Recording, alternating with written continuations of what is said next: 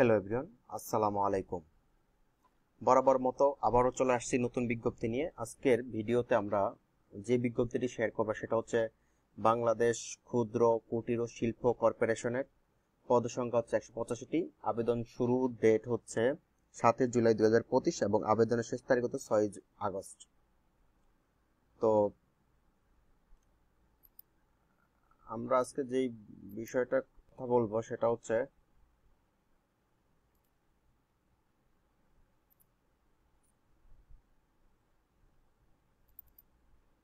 আমরা যদি সার্কুলেটর একটু দেখি, এখানে দেওয়া আছে যে বাংলাদেশ প্রশিক্ষণ কর্মকর্তা গ্রেড নবম গ্রেড, পদ সংখ্যা হচ্ছে 1টি এবং শিক্ষাগত যোগ্যতা হচ্ছে কোনো সরকারের কোনো অনুমোদিত বিশ্ববিদ্যালয় থেকে কমপক্ষে দ্বিতীয় শ্রেণীর মাস্টার্স ডিগ্রি অথবা দ্বিতীয় শ্রেণীর বিএসসি ইঞ্জিনিয়ারিং ডিগ্রি প্রাপ্ত হতে হবে, অথবা যে কোনো বিষয়ে 4 বছর মেয়াদী কমপক্ষে দ্বিতীয় শ্রেণী বা সমমান সিজিপিএ, স্নাতক সম্মান বা সমমান ডিগ্রি থাকতে হবে। এবং 2 নং ক্রমিক নং 2-তে রয়েছে অ্যানালিস্ট, যেখানে নবম গ্রেডের জব, স্যালারি হচ্ছে 22,000 থেকে 53,660 টাকার মতো। পদসংখ্যা হচ্ছে একটা, বয়স হচ্ছে সর্বোচ্চ 32 বছর পর্যন্ত হতে পারবে এবং স্বীকৃত কোনো বিশ্ববিদ্যালয় থেকে কমপক্ষে দ্বিতীয় শ্রেণী অর্থাৎ মাস্টার্স অথবা বিএসসি ইঞ্জিনিয়ার দ্বারা আবেদন করতে পারবেন।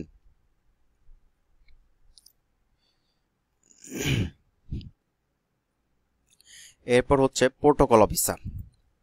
তো প্রোটোকল অফিসার পদসংখ্যা হচ্ছে 1টি, তাও হচ্ছে 32 বছরের মধ্যে থাকলেই আবেদন করতে পারবেন। পদটা হচ্ছে স্থায়ী পদ এবং কোনো স্বীকৃত বিশ্ববিদ্যালয় থেকে কমপক্ষে দ্বিতীয় শ্রেণী মাস্টার্স ডিগ্রি অথবা বিএসসি ইঞ্জিনিয়াররা আবেদন করতে পারবেন। মান নির্ণয় কর্মকর্তা, তাও নবম গ্রেডের বেতন। হ্যাঁ, এখানে পদসংখ্যাও রয়েছে 1টি এবং অনুদ্ধৃত ওই পূর্বের মতোই শিক্ষাগত যোগ্যতা থাকতে হবে। তার পরিকল্পনা কর্মকর্তা, পদসংখ্যা হচ্ছে 2টি। কোনো অনুমোদিত বিশ্ববিদ্যালয় থেকে কমপক্ষে দ্বিতীয় শ্রেণীর মাস্টার্স এবং ডিগ্রি অথবা হচ্ছে বিএসসি ইঞ্জিনিয়াররা আবেদন করতে পারবেন।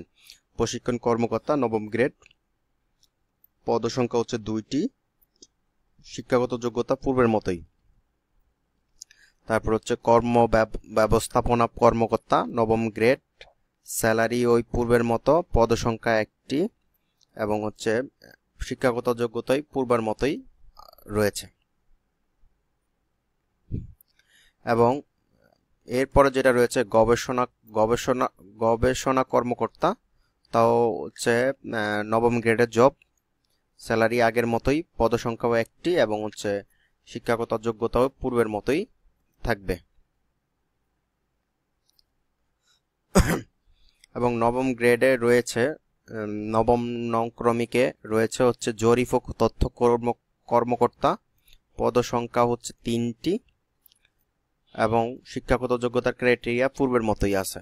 এবং প্রমোশন কর্মকর্তা, তারপরের পোস্ট হচ্ছে প্রমোশন কর্মকর্তা, পদসংখ্যা হচ্ছে 23টি। এই পদটা আবেদন করতে পারেন, যেহেতু পদ সংখ্যা একটু বেশি রয়েছে তো এই পদটা ভালো হবে। এবং হচ্ছে শিক্ষাগত যোগ্যতা স্নাতক থাকলেই হবে, বা যারা হচ্ছে 4 বছর মেয়াদি হচ্ছে ডিগ্রি করেছেন অথবা অনার্স কমপ্লিট করেছেন তারা এবং আবেদন করতে পারবেন এবং বিএসসি ইঞ্জিনিয়াররা আবেদন করতে পারবেন। তারপর হচ্ছে সহকারী অনুষদ সদস্য, ফ্যাকাল্টি ম্যানেজার, পদসংখ্যা হচ্ছে 2টি এবং শিক্ষাগত যোগ্যতা আগের মতোই। তারপর হচ্ছে রসায়নবিদ, পদসংখ্যা হচ্ছে 1টি, অনুদ্ধৃত হচ্ছে শিক্ষাগত যোগ্যতা পূর্বের মতোই থাকবে। এবং পরবর্তী পোস্ট 13 নং পোস্ট হচ্ছে হিসাব রক্ষক কর্মকর্তা অর্থাৎ অ্যাকাউন্টস অফিসার, পদসংখ্যা হচ্ছে 11টি, হিসাব বিজ্ঞান বা ব্যাংকিং বা ফিন্যান্স, প্রহসন, অর্থনীতি বা পরিসংখ্যান বিভাগে কমপক্ষে 2 দ্বিতীয় শ্রেণীর মাস্টার্স ডিগ্রি থাকতে হবে, অর্থাৎ মাস্টার ছাড়া এই পদে আবেদন করতে পারবেন না। তারপরে রয়েছে অডিট অফিসার, গ্রেড হচ্ছে 9, পদসংখ্যা হচ্ছে 1টি এবং সেম ক্রাইটেরিয়াই থাকবে। হিসাব রক্ষক কর্মকর্তা, বিশ্ববিজ্ঞান থেকে, আচ্ছা এটা তো বললাম হিসাব বিজ্ঞান কর্মকর্তা, ওই আগের মতোই থাকবে, পদসংখ্যা হচ্ছে 1টি, এবং হচ্ছে শিক্ষাগত যোগ্যতা ওই আগের অ্যাকাউন্টস অফিসারের মতো। ঊর্ধ্বতন হচ্ছে নকশাবিদ, সিনিয়র ডিজাইনার যেটাকে বলা হয়, পদসংখ্যা হচ্ছে 1টি, এবং ফাইন আর্টসে কমপক্ষে 2 শ্রেণীর ডিগ্রি থাকতে হবে। তারপর হচ্ছে অ্যাসিস্ট্যান্ট ইঞ্জিনিয়ার অস্থায়ী পদ, এটা কিন্তু স্থায়ী পদ না, অস্থায়ী পদ 1টি, কমপক্ষে 2য় শ্রেণীর বিএসসি ডিগ্রিধারী থাকতে হবে।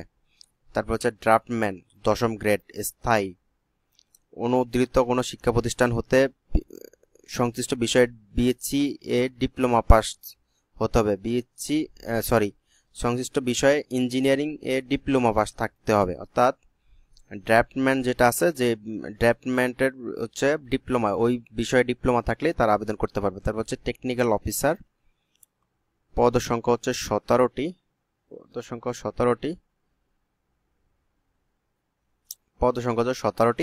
কোনো অতিরিক্ত শিক্ষা প্রতিষ্ঠান হতে সংশ্লিষ্ট বিষয়ে ইঞ্জিনিয়ারিং এর ডিপ্লোমা পাস হতে হবে। অর্থাৎ যারা ডিপ্লোমা পাস আছেন তারা এই পদটিতে আবেদন করতে পারবেন। ঠিক আছে, এই পদটিতে আবেদন করতে পারবেন। এবং পরবর্তী গ্রেড হচ্ছে 10ম গ্রেড, স্থায়ী। আচ্ছা, এটা হচ্ছে এই পদটার জন্য। ঠিক আছে, 10ম গ্রেড স্থায়ী পদ। সেখানে হচ্ছে সংশ্লিষ্ট বিষয় হচ্ছে ডিপ্লোমা থাকলে আবেদন করার যোগ্যতা অর্জন করবেন। তারপরে কারিগরি অফিসার, পদ সংখ্যা 1টি, তাও হচ্ছে ডিপ্লোমা পাস হলে আবেদন করতে পারবেন, কোনো সমস্যা হবে না।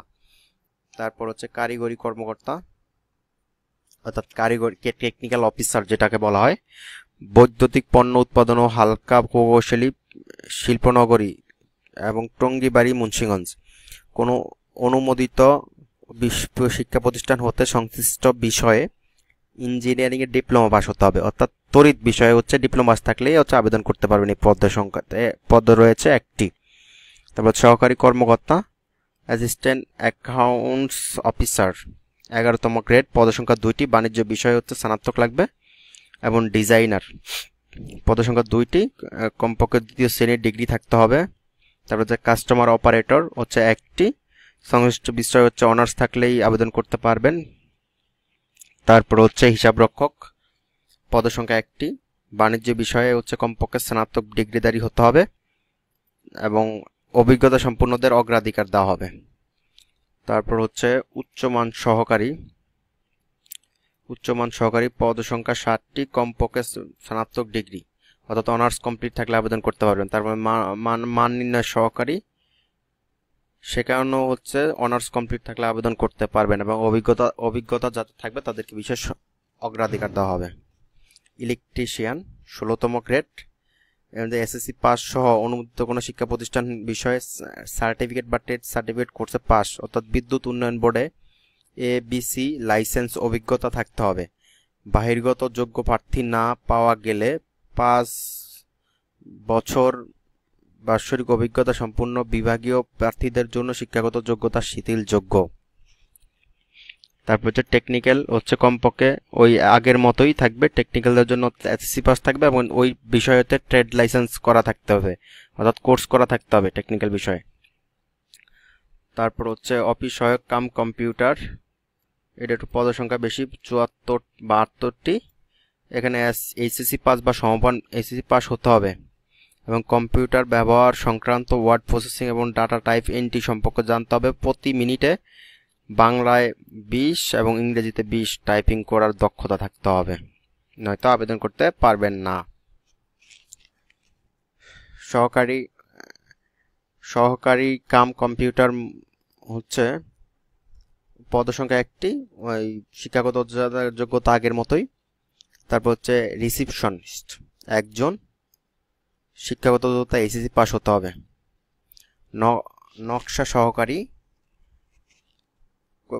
পদ সংখ্যা হচ্ছে 3টি, কমার্শিয়াল আর্ট এবং নকশা বাৎসরিক 2 বছরের বাস্তব অভিজ্ঞতা সহ কোনো দুই শিক্ষা প্রতিষ্ঠানে কমপক্ষে এইচএসসি পাস হতে হবে। তারপর হচ্ছে পরের পোস্টগুলো হচ্ছে গাড়ি চালক, গাড়ি চালক,